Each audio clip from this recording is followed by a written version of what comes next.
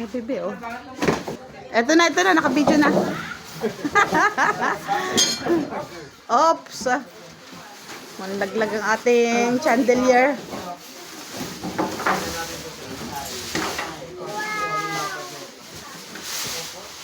Yan, ang ating freezer. Mukhang kasya lang to sa sala. Mukhang di makapasok sa kusina. Ay, labas yung box.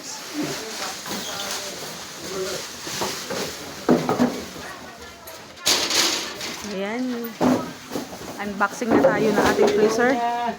At sobrang nabigatan sila.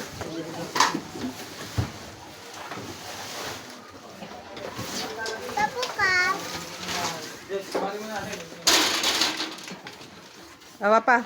Bebe. Bebe, dito ka. Malis ka na dyan. Dito ka. Ayan. So, yan yung ating freezer.